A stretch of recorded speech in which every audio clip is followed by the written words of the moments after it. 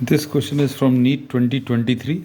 The statement of the problem says the ratio of radius of gyration of a solid sphere of mass m and radius r about its own axis to the radius of gyration of thin hollow sphere of same mass and radius. अब दो चीज़ें दी हुई हैं, एक solid sphere और एक hollow sphere. तो radius of gyration का formula is I is equal to M into K square. अब इससे के स्क्वायर की वैल्यू अगर अभी हम लोग निकालें, this will be equal to I divided by M. और इससे अभी हम लोग जो फार्मूला बना सकते हैं, K is equal to under root of I by M.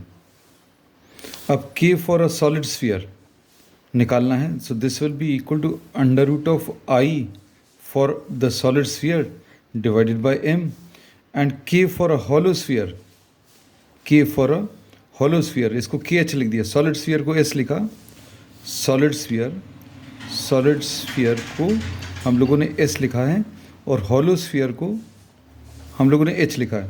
This will be equal to under root of I for a hollow sphere divided by m. m same क्यों लिया? Because m is same and radius is also same. And you have to find out the ratio of ks upon kh. ks upon kh निकालना है, तो ये कितना आ जाएगा? Under root of I S by M upon under root of I H by M. इसमें m और m cancel होगा, so this will be under root of I S by I H. और ये आंसर सॉल्व करने के लिए आपको I S की वैल्यू रखनी है. End moment of inertia of a solid sphere is what? 2/5 mr². और हॉलो स्फीयर के लिए आई की वैल्यू 2/3 mr².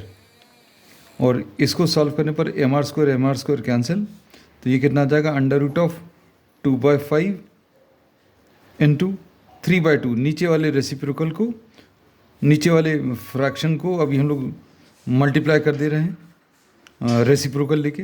3/2 आ जाएगा, 2 और 2 कैंसिल होगा, so this is square root of 3/5. And this is not given in the options. तो ऑप्शंस इसके सही नहीं है. This question was having the wrong options, so the correct answer is under root of 3/5. सो fourth option है subjected to the condition that this is square root of 3/5.